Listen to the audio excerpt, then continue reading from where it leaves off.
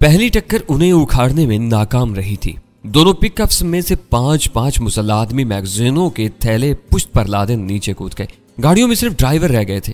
वो दोनों गाड़ियां मुमकिन हद तक पीछे हटी, लम्हा भर के लिए रुकी, फिर उनके टायर सड़क पर चिचराए और वो बहुत तेजी से फाटकों से टकरा गई। इस बार दोनों फाटक उखड़ गए। बेटा पार्टी की पिकअप की जरब इतनी शदीद थी कि वो फाटक उखाड़ने के बाद इसे रोंदती हुई निस्फ से ज्यादा अंदर घुसती चली गई। गामा पार्टी की पिकअप फाटक गिराते ही रुक गई थी। इन दोनों गाड़ियों पर जितनी मिकदार में भारी मलबा गिरा था, इसने मुझे तशवीश में मुब्तला कर दिया था। दोनों गाड़ियों के ड्राइविंग कैबिन बंद जरूर थे, मगर इस तसादुम के नताइज ड्राइवरों के लिए मोहलिक साबित हो सकते थे। फिजा में 2 ट्रेसर फायर हुए और जमीन से बहुत ऊपर तक एक रोशन लकीर तैरती चली गई। 10 मुसल्लह आदमियों ने फाटक और अपनी गाड़ियों की आड़ लेकर अंदर आग बरसानी शुरू कर दी। सुल्तान शाह ने अपनी गाड़ी कदरे आगे बढ़ा ली, जहां से हम हालात पर बेहतर अंदाज में नजर रख सकते थे। मुझे ये देखकर खुशी हुई कि बायां गेट गिराने वाली पिकअप का ड्राइवर भी फुर्ती से बाहर आकर फायरिंग करने वालों में शामिल हो चुका था। इमारत में फैली हुई रोशनी में मुख्तसिर अंदरूनी अहाता वीरान नजर आ रहा था। अगली समत में खतरा महसूस करते ही शायद अंदर वालों की सारी नफरी इस तरफ मरकूज हो गई थी। अंदर से जवाबी फायरिंग न होने पर अव्वल खान के आदमी एहतियात और फुर्ती से अपनी पोजीशनें बदल बदल कर अंदर पेश कदमी कर रहे थे। फिर मैंने इस मुकाबले का पहला जख्मी देखा। उसका दाहिना बाजू गैर फितरी अंदाज में उसके पहलू से झूल रहा था। वो झूमता हुआ, लड़खड़ाता हुआ इस पिकअप की ओट से नमूदार हुआ था जो फाटक गिराकर अंदर घुस गई थी। उसकी चुस्त वर्दी देखते ही अंदाजा हो गया कि वो हमारे साथियों में से था। उसके किसी साथी ने उसे देखा और फौरन ही अपनी फायरिंग पोजीशन छोड़कर उसके मदद के लिए बाहर आ गया। इस असना में मैं भी दौड़कर उस तक पहुंच चुका था। वो बहुत बुरी तरह जख्मी था, मगर अपने मजबूत कुव्वत आरादी के सहारे अपने कदमों पर खड़ा हुआ था। उसकी फटी हुई आस्तीन खून में तर थी और बाजू की हालत से अंदाजा हो रहा था कि हड्डी टूट चुकी थी। उसने मेरा सहारा पाते ही अपना बोझ मेरे ऊपर मुंतकिल करते हुए गनूदा आवाज में कहा, सरिया घुस गया है जीप से। अब ऑपरेटर्स लेकिन वो अपनी बात मुकम्मल किए बगैर हमारे बाजू में छुल गया। अगर ऑपरेटर्स उसके पास था तो वो बीटा ग्रुप का लीडर ही हो सकता था। इसे हमारी कार के अकबी नशिस्त पर डाल दिया गया। इसके साथ ही फौरन ही अपनी जगह पर लौट गया। मैंने वीरा को फर्स्ट एड फराहम करने की हदायत करते हुए अपना ऑपरेटर्स उठाया ही था कि उस पर आवाज आने लगी, अल्फा फार्टाम, अंदर से सख्त मुजाहमत हो रही है। मैं अभी तक अपने कैबिन में ही फंसा हुआ हूँ। मैंने अपनी सारी पट्टियां खोल दी हैं। अब एडवांस शुरू होते ही रिपोर्ट दूंगा। ओवर एंड ऑल, हैरी फार्टाम।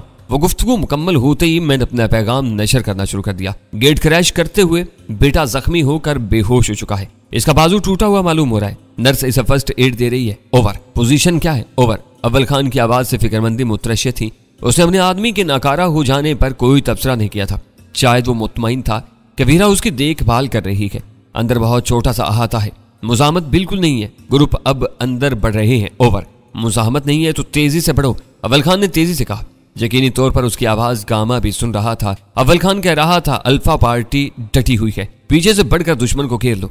ओवर एंड ऑल, मैं अल्फा हूँ, बाहर निकल चुका हूँ। अचानक ही एक हौसला अफजा पैगाम सुनाई दिया। दुश्मन को भारी नुकसान उठाना पड़ा है। इसका फायर कमजोर हो चुका है, किसी भी वक्त पांव उखड़ सकते हैं। ओवर। शाबाश। अव्वल खान की आवाज में जोश से मटाया, पूरी ताकत से दुश्मन को तहस नहस कर दो। कोई जख्मी हुआ है तो उसे बाहर निकाल दो। मेरा यूनिट दरवाजे पर है। Over and all. एक लम्हा बाद ही अचानक वो इमारत घोर अंधेरे में डूब गई। इस अंधेरे में गोलियों की छोड़ी हुई बारूदी लकीरें बहुत वाज़ेह नजर आने लगी थी। मेरे लिए वो अंधेरा परेशान कुन था। फायर रोक दो, कोई नजर आए तो उड़ा दो। Over and all. अव्वल खान की हदायत के साथ ही अकबी हिस्से के शोर में तेजी से कमी आती चल गई। Alpha sir. चंद सानियों बाद पैगाम आया, पूरी इमारत अंधेरे में डूब चुकी है। दुश्मन ने फायर रोक दिया है, मगर एडवांस मोहलक हो सकता है। ओवर। इस रास्ते पर तुम्हारा कब्जा है, बाकी रास्ते मेरी जद में है। पीछे तीसरी पार्टी है, दुश्मन पूरी तरह घिर चुका है।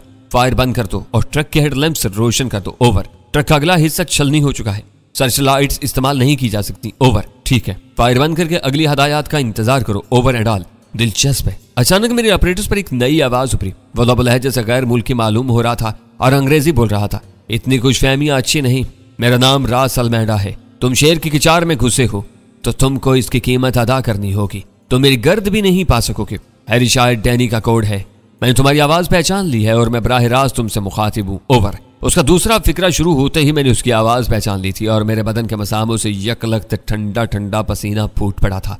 मैं सोच भी नहीं सकता था कि किसी गद्दार ने एसटीएफ का कोई ऑपरेटर्स रास अलमेडा के किसी हवारी तक पहुंचा दिया होगा। लेकिन रास अलमेडा का वो पैगाम इस हकीकत को साबित कर रहा था। इस वक्त तक फायरिंग बिल्कुल थम चुकी थी। मैंने रास अलमेडा से बात करने का फैसला करते हुए कहा, आज तुम नहीं बच सकोगे। ये तुम्हारी जिंदगी की आखिरी रात साबित होगी। एक अपरेटस हासिल करके तुम समझ रहे हो कि तुमने हमारी कुव्वत के बारे में सब कुछ जान लिया, लेकिन ये गलत है। तुमने हथियार न डाले तो तुम अपने इस भट्ट में सड़ा दिए जाओगे। कोई तुम्हारी मदद के लिए नहीं आ सकेगा। ओवर। मुझे मालूम है कि तुम फौज लेकर आए हो। मैं तुम्हारी कई गलतफहमियां दूर करना चाहता हूँ। तुमने जेफ मिलर का अपरेटस चोरी करके मुझे जिक पहुंचाई थी। आज मैंने तुम्हारी इस घटिया हरकत का मुसक्कत जवाब दे दिया है। मैंने कुछ चुराने के बजाय अपने रेडियो फ्रिक्वेंसी स्कैनर पर तुम्हारे पैगामात पकड़े हैं और मैं इसी पर तुमसे बात कर रहा हूँ। दूसरी और अहम तरीन बात यह है कि मैं इस इमारत से मीलों दूर हूँ जहां तुम छक मार रहे हो। आखिर में तुम्हें चंद और बातें बताऊंगा तो तुम गुस्से से पागल हो जाओगे। ये लिख लो कि मैं तुम्हें जिंदा नहीं छोड़ूंगा। ओवर। पता नहीं तुम ये बातें मेरे इल्म में लाकर क्या हासिल करना चाह रहे हो। ओवर। वही जो तुमने आखिरी गुफ्तगू में हासिल किया था। अना की तस्कीन भी कोई चीज होती है। खरीफ को मालूम होना चाहिए कि उसे किस तरकीब से ज़ेर किया गया है। जब तक मैं इस शहर में हूँ तुम कोई रेडियो ट्रांसमीटर इस्तेमाल करने की जरूरत नहीं कर सकोगे। तुम्हें हर लम्हे यह खौफ सताता रहेगा कि मैं तुम्हारी बात सुन रहा हूँ। ओवर। इमारत में अंधेरा करने के बाद तुमने मुझसे राब्ता किया है। मैं समझ रहा हूँ कि ये तुम्हारी कोई चाल है, लेकिन तुम अपनी इस चाल से कुछ भी हासिल नहीं कर सकोगे। हम किसी सूरत में मुहासरा खत्म नहीं करेंगे। ओवर। मैंने अपनी बात पूरी की थी कि सामने से एक तेज रफ्तार गाड़ी आकर हमारे करीब रुकी और उसका इंजन बंद होते ही अव्वल खान दौड़ता हुआ मेरे पास पहुंच गया। ट्रांसलमेडर ट्रांसमीटर पर कह रहा था, तुम मुहासरा जरूर जारी रखो, लेकिन मेरा मशवरा है कि अपने बेगुनाह फौजियों को इस इमारत से निकालकर कुछ फासले पर मामूर कर दो। मेरी इनसे कोई दुश्मनी नहीं है। मैं तुम्हारी तरह खूनी भेड़िया नहीं हूं कि इन बेगुनाहों को भी अंधाधुंध हलाक कर दूं। ट्रेलर की वापसी की खबर मिलते ही मैंने गड़बड़ का अंदाजा लगा लिया था और इस इमारत के तमाम हिफाजती सिस्टम ऑन कर दिए थे। इस वजह से टेलर को अंदर बुलाने में देर हुई। मुझे ये अंदाजा नहीं था कि तुम कंटेनर ही में फौजियों को भर कर लाए हो। थोड़ी देर बाद इस इमारत के तहखानों में महदूद ताकत का एक अदद डायनामाइट फटने वाला है, जिसके नतीजे में दूसरे मकानात को नुकसान पहुंचाए बगैर यह इमारत ढह जाएगी और मलबा आग पकड़ लेगा। अगर तुम्हें अपने आदमियों की जिंदगी अजीज है तो इन्हें बाहर निकालो और फायर इंजनों का इंतजाम कर लो। मलबे की कीमियाई आग बहुत तेजी से फैलेगी। इस पर काबू न पाया गया तो आसपास के मकान भी जल जाएंगे। ओवर। तो क्या तुम अपने तमाम साथियों को इस मलबे में दफन कर देने का इरादा रखते हो? इन्हें बाहर निकालने के बजाय मेरे आदमियों से इतनी हमदर्दी क्यों जता रहे हो? ओवर। इसके मकाराना हंसी की आवाज सुनाई दी। वो फिर बोला, तुम बहुत चालाक हो। तुमने मेरे काफी आदमी मरवाए हैं। इन्हें यहीं जलना होगा। जो अपने पैरों पर चलने के काबिल थे वे खुफिया सुरंग के रास्ते यहाँ से निकल चुके हैं। अंदर मेरा कोई आदमी नहीं है। अपने आदमियों को बचा सकते हो तो बचा लो। ओवर। तुम झूठे हो रास। मैंने गुर्रा कर कहा, मैं शर्त लगा सकता हूँ कि तुम इस वक्त भी अंदर मौजूद हो। ओवर। जरा मुझे भी तो मालूम हो कि तुम्हें ये गलतफहमी क्यों पैदा हुई। ओवर। तुम मुझे धोखा नहीं दे सकते। तुम अपनी गुफ्तगू में इस इमारत के लिए मुसलसल यहाँ का लफ्ज इस्तेमाल कर रहे हो। अगर तुम कहीं और मरे हुए होते तो इस इमारत के लिए वहां का लफ्ज इस्तेमाल करते। तुम्हारी इस खफीफ सी लाशौरी गलती ने यह जाहिर कर दिया है कि तुम मुझे बातों में उलझाकर सिर्फ वक्त हासिल करना चाह रहे हो। मगर क्यों? ओवर। तुम वाकई बहुत चालाक और हरामी हो। रासलमैंडा का लहजा जहरीला हो गया। इसी वक्त खामोश फिजा में किसी बड़े इंजन का स्टार्ट होने का शोर गूंज उठा। रासलमैंडा ने कदर ताकुफ के बाद जहरीले लहजे में बात रखी, मैं जा रहा हूँ। तुम्हारे फरिश्ते भी मुझे नहीं रोक सकेंगे। ओवर। मैंने महसूस किया कि रासलमैंडा के पैगाम के साथ भी इंजन का वो शोर ऑपरेटर्स पर गूंज रहा था। दौड़ो वरना वो निकल जाएगा। ये कहकर मैं पूरी कुव्वत से दौड़ पड़ा, मगर फाटक के मलबे ने मुझे एहतियात बरतने पर मजबूर कर दिया। मेरी नजरें बार बार इमारत की छत की तरफ उठ रही थी। इंजन की आवाज बतदरीज बुलंद होने के बाद एक जगह ठहर गई थी और इसी के साथ किसी पंखे का शोर भी सुनाई देने लगा था। देखते ही देखते इस मकान की छत से एक छोटा हेलीकॉप्टर बहुत तेजी के साथ सीधा ऊपर उठता चला गया। सबकी हसरत ज़दा निगाहें उसकी तरफ उठ गईं। तुम सदमे से गूंगे हो गए हो तो अब मैं अपनी बात पूरी कर लूं। ऑपरेटर्स पर हेलीकॉप्टर के शोर के साथ रासलमैंडा की आवाज उभरने लगी। ये छोटा सा हेलीकॉप्टर बुरे वक्तों के लिए पुर्जों की सूरत में लाकर खुफिया तरीके से यहाँ बल्कि वहां जोड़ा गया था। इसको आजमाया नहीं जा सका था। फायरिंग शुरू होने पर इसे स्टार्ट करने की कोशिश की गई तो फ्यूल पंप लीक था। मुझे तुमसे सिर्फ इतना वक्त दरकार था कि मेरे आदमी इस मामूली खराबी को दूर करके इंजन स्टार्ट कर लें, और देख लो कि मैं तुम्हें चकमा देने में कामयाब हो गया। मैंने एहतियातन ऊपर आने वाले जीनों के कालीन को पेट्रोल में भिगोया हुआ था। अगर तुम आ ही जाते तो मैं इसे आग लगा देता। इसकी नौबत नहीं आई, लेकिन मैंने चलते हुए इधर दिया सिलाई उछाल दी थी।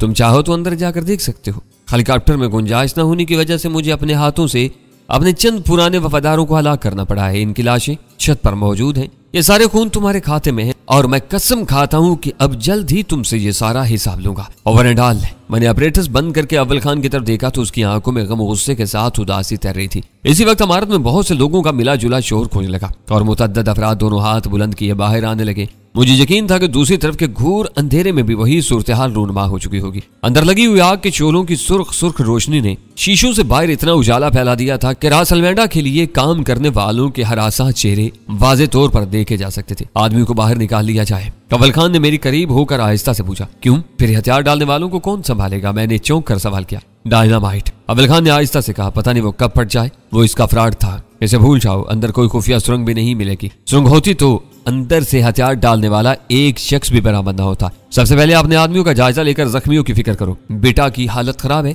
इसके बाद फायर ब्रिगेड वालों को इतला दो। मुझे कलक है कि हमारे आज की सारी भाग दौड़ आएगा की। खुद मुझे भी होश नहीं आया, वरना हेलीकॉप्टर पर फायरिंग की जाती तो उसके बुलंद होने से पहले ही एक आध गोली निशाने पर लगकर उसे नीचे गिरा सकती थी। तुम समझ गए थे। बार बार तुम्हारी नजरें छत की तरफ उठ रही थी। सुल्तान शाह ने एतराफ करते हुए कहा, मगर हम में से किसी को भी अंदाजा नहीं हो सका कि वो कैसे निकलने वाला है। मैं इस चोट को उम्र भर नहीं भुला सकूंगा।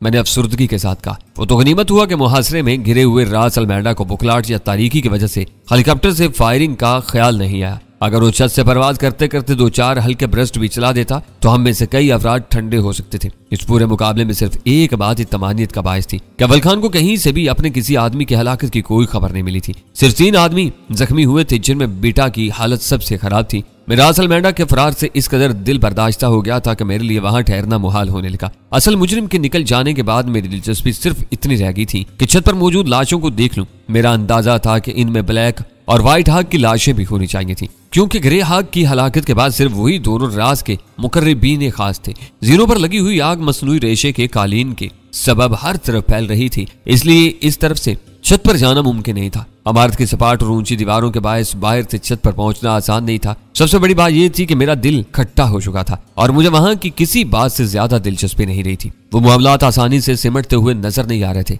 मैंने अव्वल खान को मशवरा दिया कि वो मेजर गौस के आदमियों को इस इमारत का चार्ज देकर निकलने की फिक्र करे, वरना बारसूख शुरफा की आबादी में होने वाली इस भयानक तसादुम पर प्रेस वाले दिन चढ़ते ही इसकी जिंदगी अजाब बना देंगे। बात अव्वल खान की समझ में आ गई। उसने अल्फा को जख्मियों के अस्पताल रवानगी, कैदियों की तहवील और दीगर मामलात के बारे में हदायत देकर अपनी गाड़ी भी वहीं छोड़ दी, क्योंकि वापसी में इन 8 अफराद के लिए भी सवारी की जरूरत थी जो ट्रेलर पर सवार होकर वहां पहुंचे थे। गनीमत यह था कि अकबी गेट किराने वाली गाड़ियां नुकसान पहुंचने के बावजूद इस्तेमाल के काबिल थी। अल्फा से जल्द वापसी का वादा करके अव्वल खान हमारे साथ रवाना हो गया ताकि फोन पर मेजर गौस से तफसीली बात कर सके। रवानगी से पहले बेहोश बेटा को इस पिकअप में मुंतकिल कर दिया गया था जो जख्मियों को ले जाने के लिए तैयार थी। हम 3:30 बजे फ्लैट पर पहुंचे तो गजाला ने गहरी नींद से उठकर दरवाजा खोला। उसे तवक्का नहीं थी कि हम इस मुहिम से इतनी जल्द वापस लौट आएंगे। सबके लटके हुए चेहरे देखकर गजाला मुहिम के बारे में वीरा से सवाल ही कर बैठी। यानी ने किए किराए पर पानी फेर दिया। वीरा को जवाब सुनकर मेरी खोपड़ी बंधा की। जो कुछ हुआ इसमें मेरा कोई कसूर नहीं था, ये सरासर हमारे मुकद्दरात की खराबी थी। तुम्हारा कसूर ये है कि तुम्हारी खोपड़ी ने जरा सी ताखीर से काम करना शुरू किया।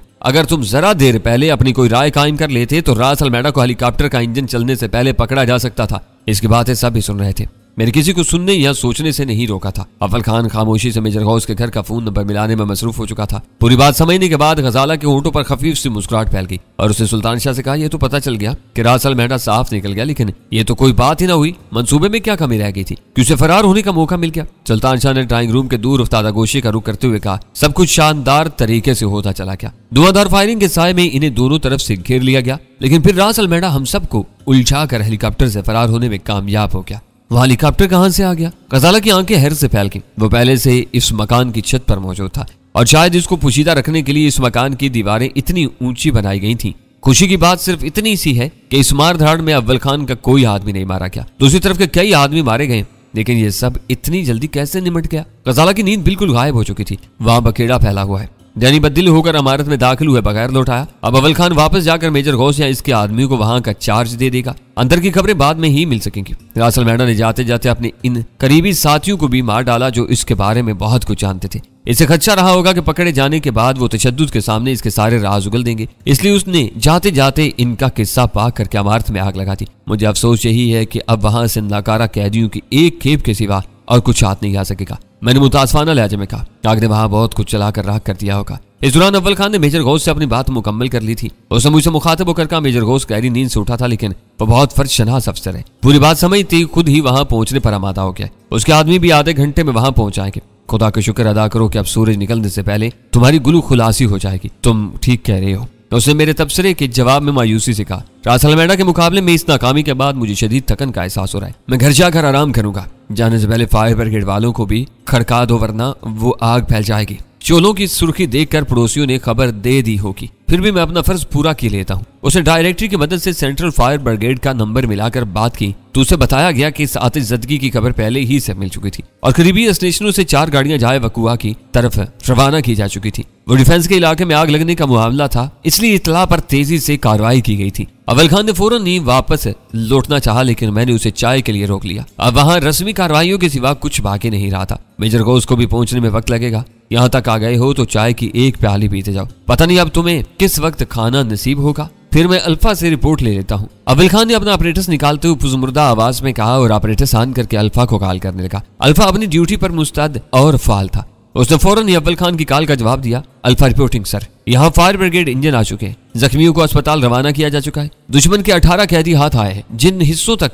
हमारी रसाई हो सकी वहां से 2 जख्मी और 4 लाशें मिली हैं। कुछ नहीं कहा जा सकता कि अंदर की आग में कितने जख्मी जलकर मर जाएंगे। फिलहाल मैंने कैदियों को गैर मुसल्लह करके फंसे हुए कंटेनर में बंद कर दिया है और इन पर 2 गार्ड्स लगा दिए। कुर्बा जवार के मकानों से लोग खौफजदा होकर बाहर निकलने शुरू हो गए थे, लेकिन मैंने अपने आदमियों की मदद से इन्हें अपने अपने अहातों में वापस लौटने पर मजबूर कर दिया है। आबादी में सख्त खौफ व हिरास फैला हुआ है। हो सकता है कि यहाँ रहने वालों के दबाव से आला हुकाम यहाँ पहुंच आए। मैं इनके दबाव का सामना नहीं कर सकूंगा। मुझे शिद्दत से आपकी कमी महसूस हो रही है। ओवर। तुम फिक्र न करो, मैं 15-20 मिनट में वापस लौट रहा हूँ। हो सके तो ट्रेलर को इस इमारत से बाहर निकालने की कोशिश करो। ऐसा ना हो कि आग बेकाबू होने की सूरत में सारे कैदी जिंदा जलकर मर जाएं। मुझे यकीन है कि इनमें कोई भी काबिल जिक्र मुजरिम नहीं होगा। ओवर। कोशिश की थी मगर वो नाकाम रही। ट्रक का इंजन स्टार्ट नहीं किया जा सका। इसे धकेलकर बाहर निकालना भी नामुमकिन होकर रह गया क्योंकि आईनी शटर कंटेनर की चादरें फाड़कर तकरीबन 1 फुट तक उसमें फंसा हुआ है। आपने देखा होगा कि ट्रेलर के रुकते ही अंदर वालों ने शटर को बार बार बुलंद करके पूरी कुव्वत से नीचे गिराकर रास्ता बंद करना चाहा था। इन कोशिशों में शटर कंटेनर में बुरी तरह फंस गया था। ओवर। मैं इसीलिए तुम्हें पसंद करता हूँ कि तुम बदतरीन हालात में भी सारे इम्कानात पर नजर रखते हो। अव्वल खान ने उसकी हौसला अफजाई करते हुए कहा, तुमने किसी काबिल जिक्र मुजरिम के होने या ना होने के बारे में अभी तक अपनी राय नहीं दी। ओवर। इस बारे में काबिल जिक्र बात यह है कि 18 कैदियों में 3 सफेद पाम है। वो मकामियों से कहीं ज्यादा दहशत ज़दा हैं और हज़यानी अंदाज में बार बार अपनी बेगुनाही का दावा कर रहे थे। उनकी जुबानें बंद कराने के लिए मुझे इन पर थोड़ा सा तशद्दुद करना पड़ा है। अब वो सब खौफजदा चूहों की तरह कंटेनर में बंद है। ओवर। तुमने अपने ऑपरेटर्स पर बड़े मुजरिम की हर्जा सराही सुन ली होगी। ये इत्मीनान रखो कि इस इमारत में कोई डायनामाइट या खतरनाक केमिकल नहीं है। ये इंतजामात होते तो वो फरार होते हुए पेट्रोल डालकर इमारत को आग न लगाता। वो सब उसकी खोखली धमकियां और मक्कारियां थी। ओवर। इसी वक्त गजाला सबके लिए चाय तैयार करके ले आई। उसके साथ वो बिस्किट भी ले आई थी। अल्फा ऑपरेटर्स पर कह रहा था, मुझे हैरी की जवाबी गुफ्तगू से इन सब की बातों का अंदाजा हो गया था। हैरी बहुत हाजिर दिमाग आदमी है। उसने रास अल्मेडा की गुफ्तगू में यहाँ और वहां का फर्क चंद लम्हे पहले भांप लिया होता तो बाजी हमारे ही हाथ में रह सकती थी। मगर फिर भी यह जरूर हुआ कि रास अल्मेडा की धमकियों का भरम खुल गया। मैं परेशान हूं कि बाहर का एक आदमी हमारे ऑपरेटर्स पर कैसे बात कर रहा था। ओवर। तुम सब उम्र भर परेशान रहोगे। ऑपरेटर्स पर अचानक ही एक सर्द और सफाक आवाज उभरने लगी जो हम सब के लिए अजनबी थी। मैं भौंच कर रह गया। अव्वल खान का मुंह देखने लगा।